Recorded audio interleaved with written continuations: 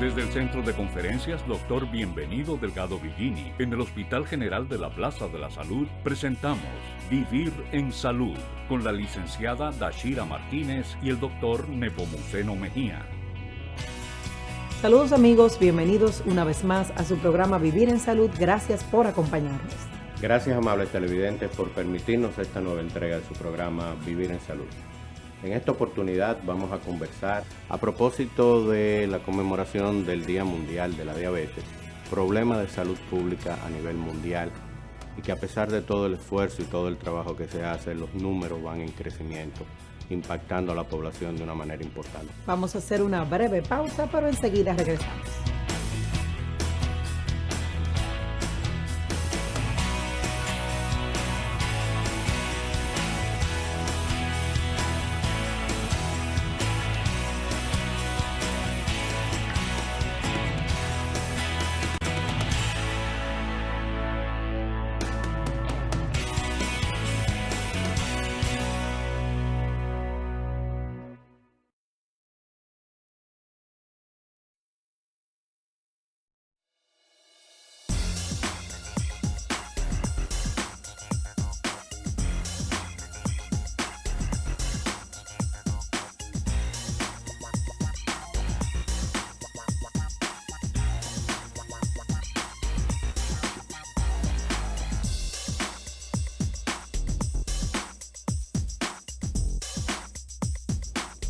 Continuamos, amables televidentes, en el desarrollo de su programa Vivir en Salud.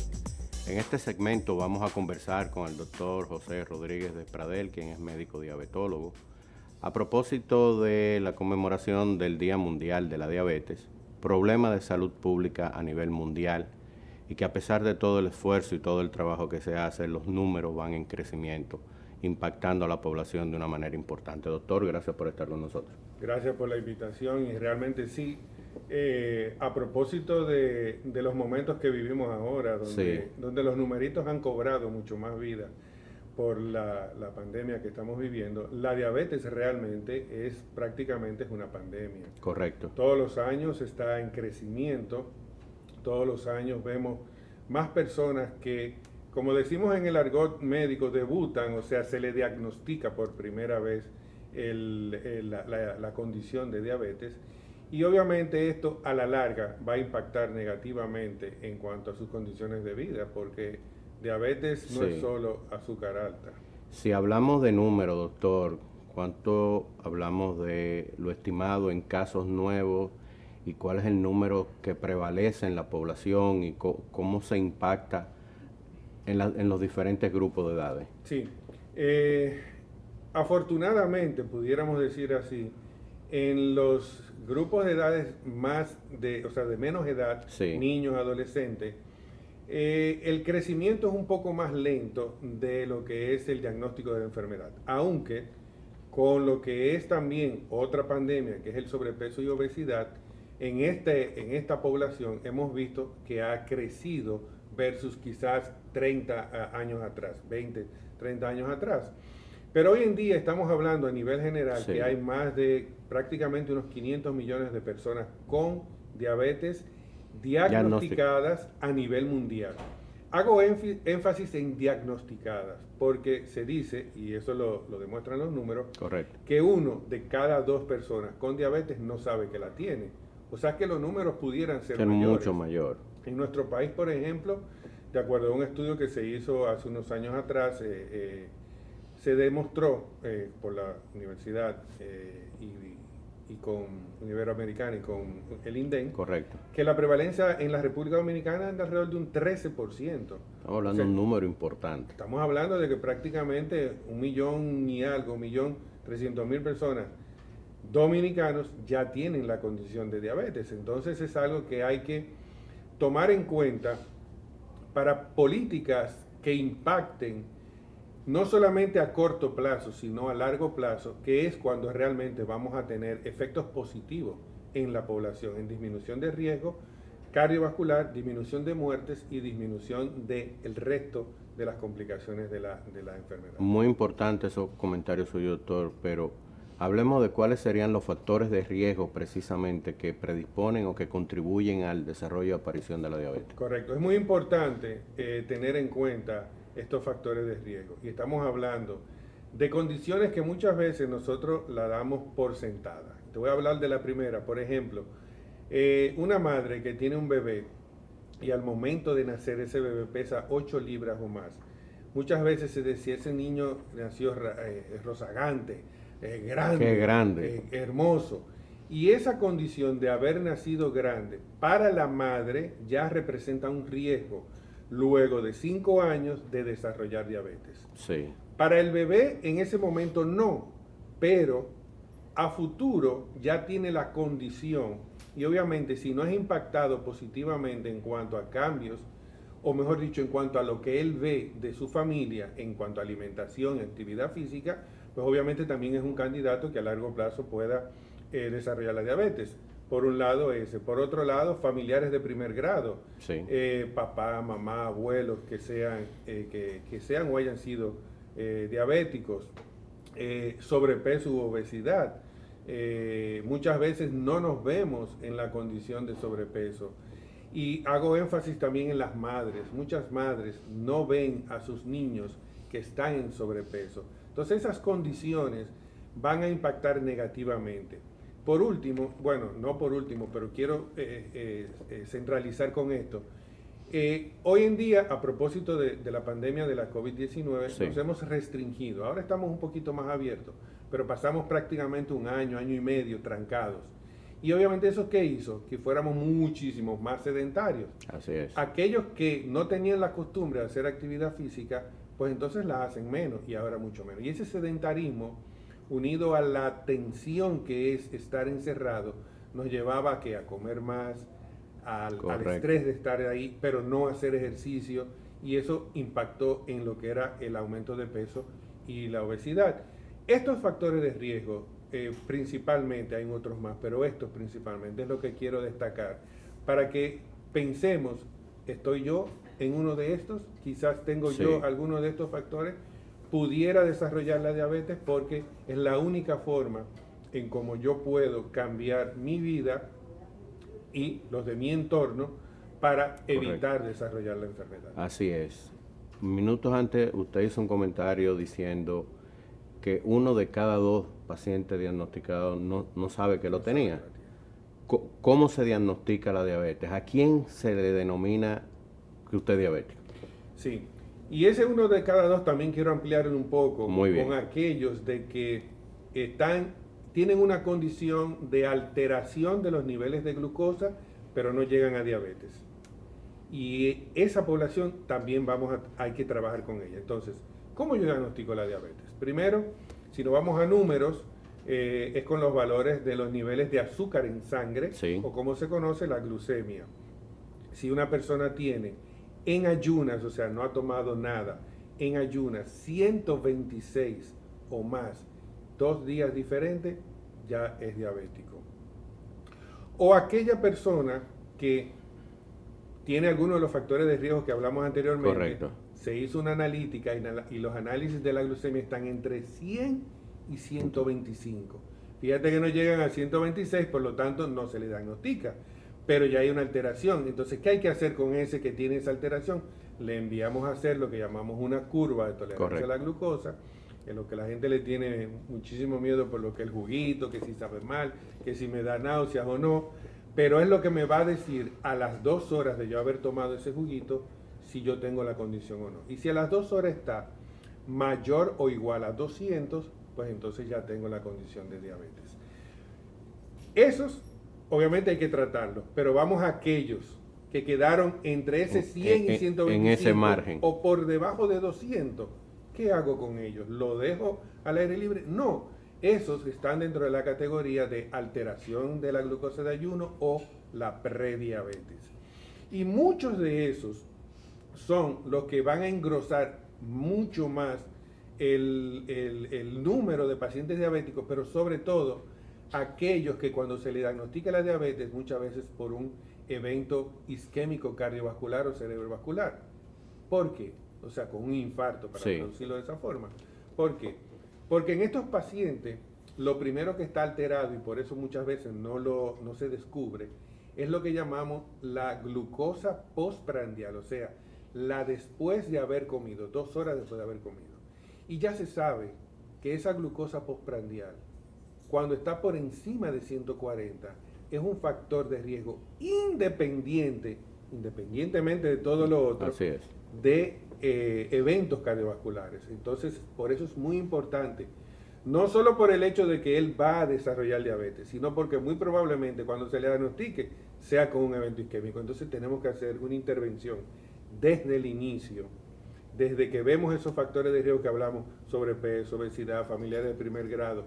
Y unos punticos, como dicen mucho, por arriba de 100, 101, 102, vamos a investigarlo, a ver cómo está su control metabólico para saber si tenemos que hacer más estricto y una intervención mucho más estricta con esa persona. ¿Cuáles serían las principales complicaciones a propósito del diagnóstico de diabetes? Y como bien usted menciona, esos que están en el límite, que pueden desarrollar un evento y es el debut de la enfermedad. Claro.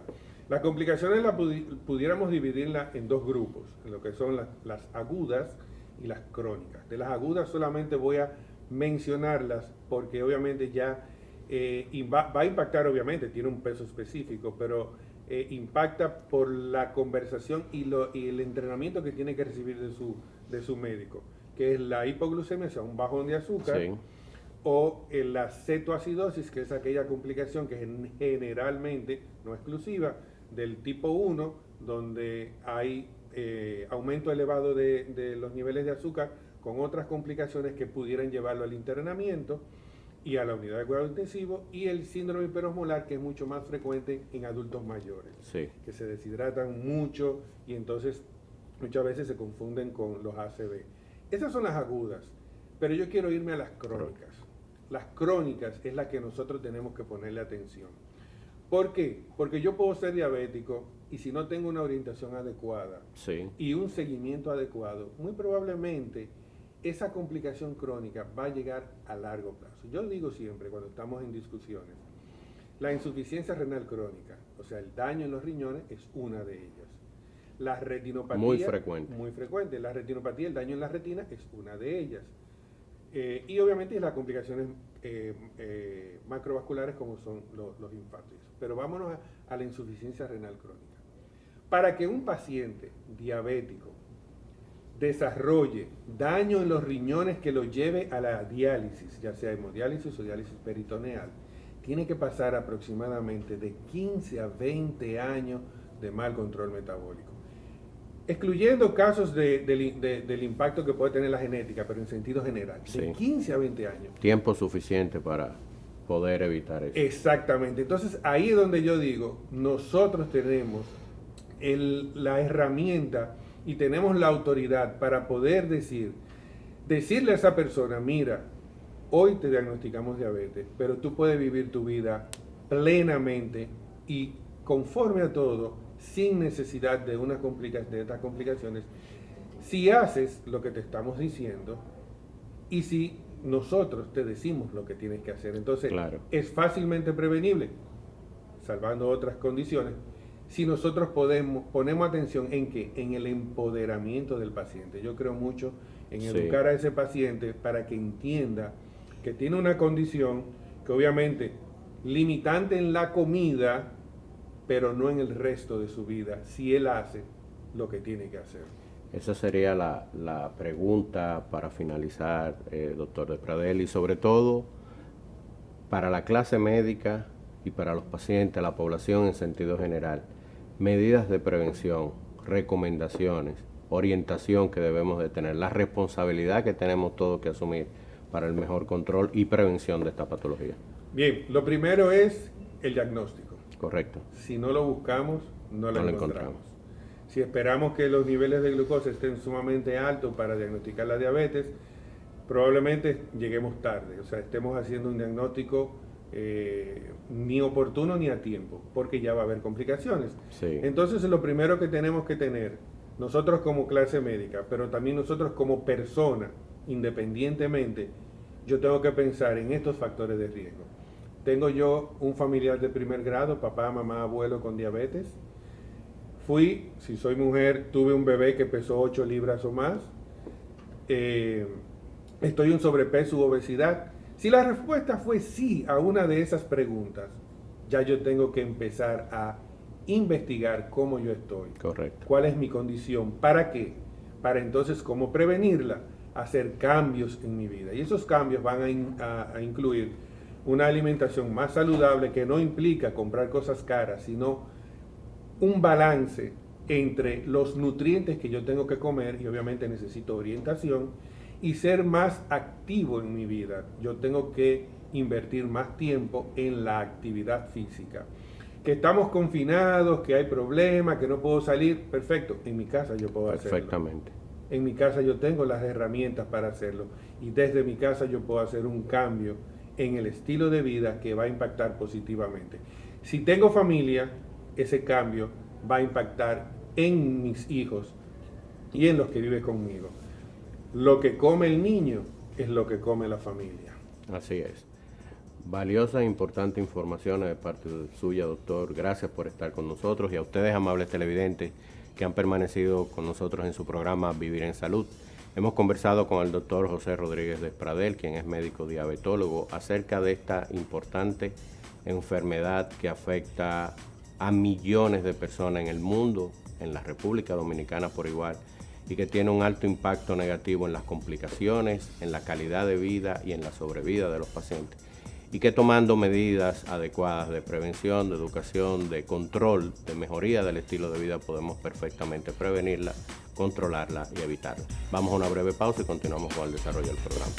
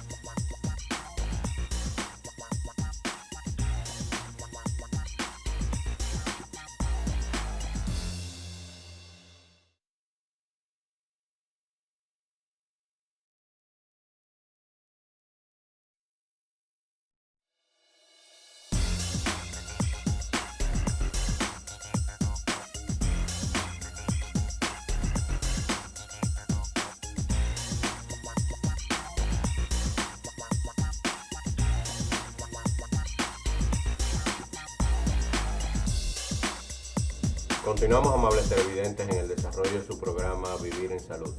En esta oportunidad vamos a conversar con la doctora Dolores Mejía de la Cruz, quien es médico internista, endocrinóloga, actualmente responsable del Departamento de Investigación del Hospital General de la Plaza de la Salud, a propósito de tema importante para la población, para la salud, como es la aparición y la prevalencia de la diabetes en República Dominicana y en el mundo. Doctora, gracias por estar con nosotros.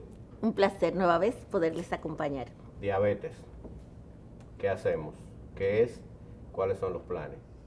Diabetes, gran reto de la humanidad. Así es. En nuestro país, lamentablemente, a través del tiempo hemos podido observar con las investigaciones que si hay una condición de salud que se incrementa de manera continua, es la diabetes. Sí. Menos de 10, EFRICAR 1.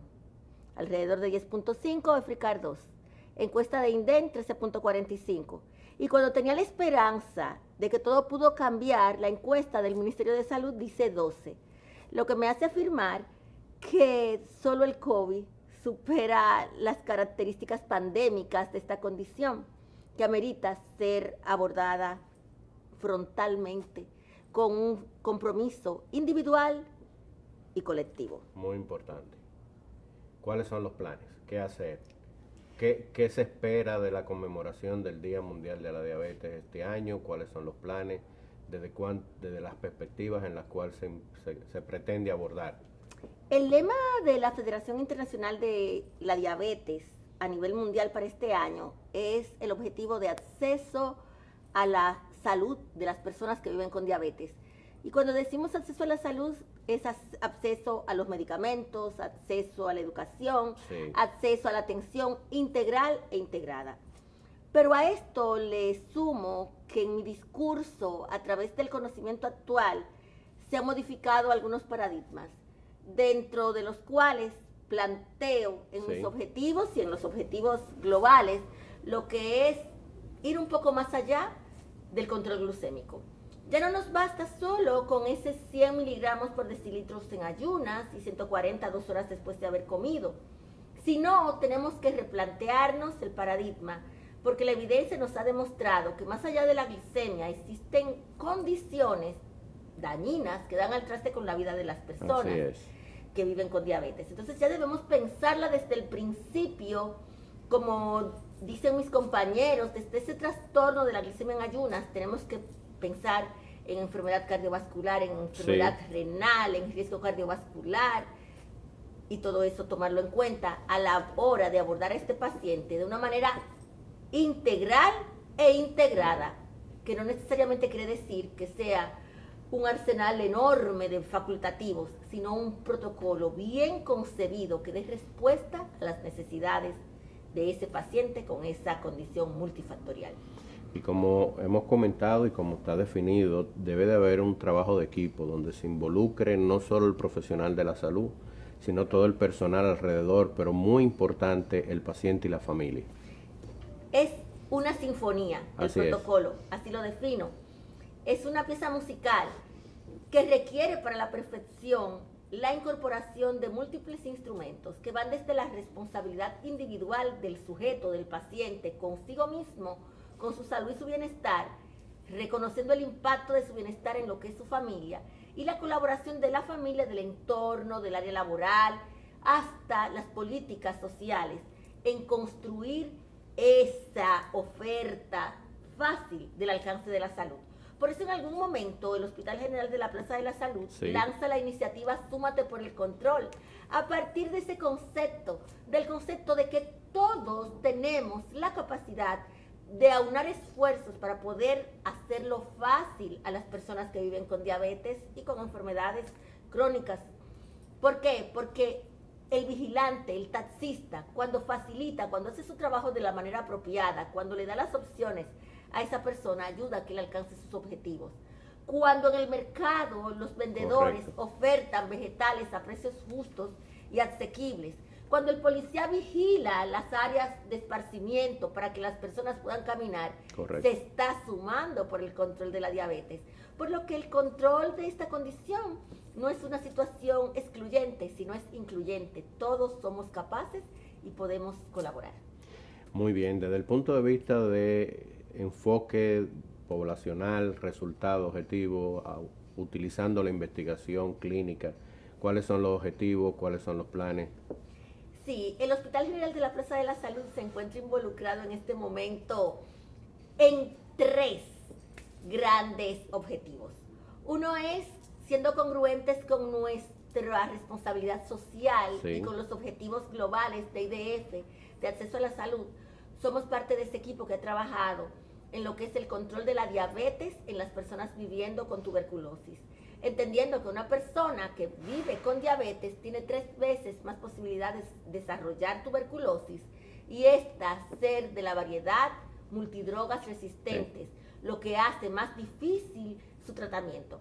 Entonces, como es una cantidad interesante de pacientes desprovistos probablemente de ese abordaje integral, hemos aunado esfuerzos con las sociedades que trabajan en nuestro país con diabetes, como es la Sociedad de Endocrinología, de Diabetología, el INDEN, el Ministerio de Salud, el Instituto de la Diabetes, y hemos desarrollado una iniciativa que incluye lo que es el doble tamizaje. Tamizaje de diabetes en la población que vive con tuberculosis, ofertando un algoritmo de fácil abordaje para el tratamiento y control de la condición, sumando oportunidades de control para la tuberculosis desde el control metabólico y el tamizaje futuro de la tuberculosis en las personas que viven con diabetes y que tengan factores de riesgo para su protección y control. Correcto. En otro aspecto, entendiendo que la nutrición es piedra angular de lo que es el cambio de estilo de vida, primera cápite de todo lo que es el abordaje de las enfermedades crónicas transmisibles, nos comprometimos en aplatanar el concepto de dieta saludable. Y hemos desarrollado desde este hospital, junto con los amigos que antes les mencioné, la iniciativa Salsa. Salsa es saludable y sabroso. Desmitificar que la alimentación sana es mala, no sabe. Hemos utilizado lo que es toda nuestra cultura culinaria. Ya las primeras etapas se han concluido con lo que es la conformación del listado de alimentos de la dominicanidad con su índice glucémico. Correcto. Donde vamos a poder decirle a los pacientes con diabetes que pueden comer guayaba, que la guanábana no le va a subir, que el tamarindo es bueno y la cereza es mucho mejor. Muy bien. Que el aguacate puede ser tu perfecta mantequilla desde nuestro constructo, desde lo que nos gusta. En este momento estamos trabajando con el Instituto de Nutrición de Centroamérica y el Caribe y Panamá, que nos está colaborando con esos platos de la dominicanidad, ese locrio de arenque, ese moro de guandules, determinando el componente nutricional para poderle decir a nuestras gentes, a nuestros pacientes que viven con diabetes, cuánto moro te puedes comer, cuánto locrio puedes usar, cómo debes comerte y qué tanto pan de agua. Porque si no se hace el ejercicio de lo translacional al conocimiento científico, se queda en un sendero estéril donde no produce cambios en la vida, que es el objetivo de la ciencia. Y sobre todo utilizar esa información y romper paradigmas de que anteriormente existían en la población muy arraigados, sobre todo con el paciente diabético, y estas informaciones van a ser sumamente valiosas para que se pueda impactar necesariamente esa modificación del estilo de vida muy enfocado al tema de la nutrición y la alimentación. Valiosa, importante y sumamente de criterio personal, humano, de poderle llevar esa calidad de vida a los pacientes, llevando esas recomendaciones, esas orientaciones de su parte.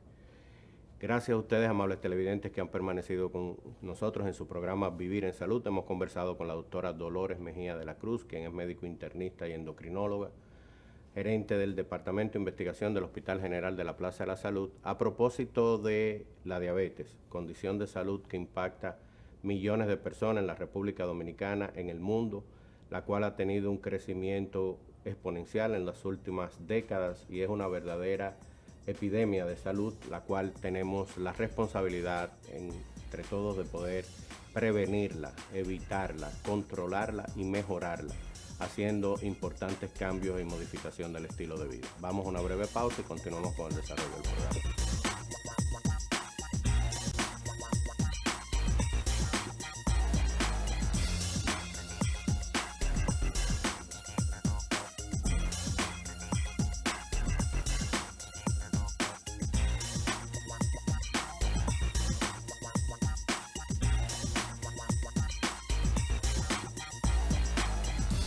Continuamos, amables televidentes, en el desarrollo de su programa Vivir en Salud.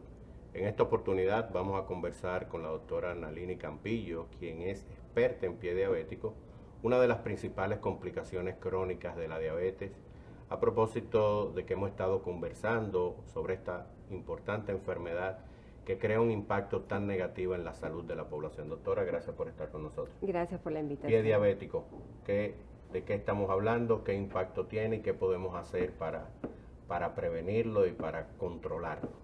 Pie diabético continúa siendo el patito feo de la medicina. Sí. Lamentablemente lleva al traste con las extremidades inferiores de los pacientes, ya sea de manera parcial o de manera total.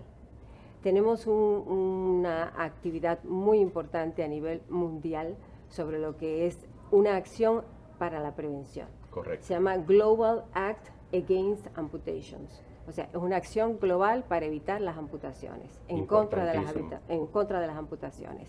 ¿De qué trata esto? Trata de que todos vamos a llevar un mensaje positivo sobre el cuidado de los pies. Sabemos que lamentablemente lo primero que se pierde es la sensibilidad en los pies por culpa de una hiperglicemia sostenida. Ese descontrol de la diabetes hace que el paciente pierda la sensibilidad. La sensibilidad es un regalo que nos da Dios y que tenemos como naturaleza para poder tener esa señal de alarma que nos dice que algo está pasando.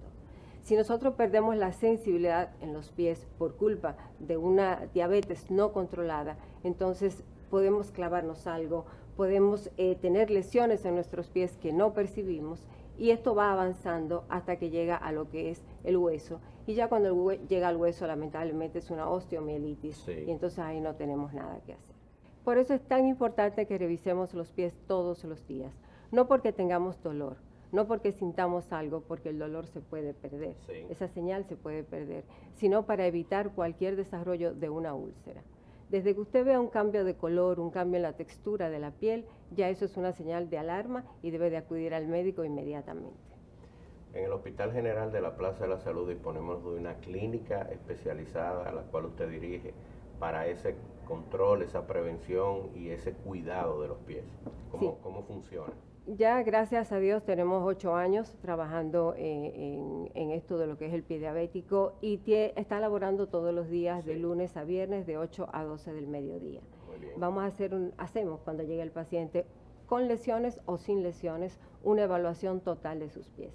Todo lo que es la parte neurológica, o sea, qué siente, qué no siente, la parte dermatológica, qué podemos encontrar en la piel, la parte vascular, si tiene o no circulación, y la parte biomecánica, que es cómo la marcha, cómo el paciente camina, si tiene algún trastorno en lo que es la marcha. Así que en este aspecto sí. Tenemos todo lo que es la anatomía, todo lo que es la fisiología y la fisiopatología del desarrollo del pie diabético. Excelente información, doctora. Gracias por estar con nosotros y a ustedes, amables televidentes, que han permanecido en su programa Vivir en Salud. Hemos conversado con la doctora Nalini Campillo, quien es experta en pie diabético, dirige la clínica de pie diabético en el Hospital General de la Plaza de la Salud, acerca de la importancia del cuidado, la prevención, la orientación de los pacientes en la observación y el manejo de las extremidades inferiores para evitar esa complicación crónica como es el pie diabético y sobre todo con la campaña de que evitemos las amputaciones, las cuales crean un impacto negativo en la calidad de vida, en la sostenibilidad y en el disfrute y el bienestar que pueda tener como paciente. Vamos a una breve pausa y continuamos con el desarrollo del programa.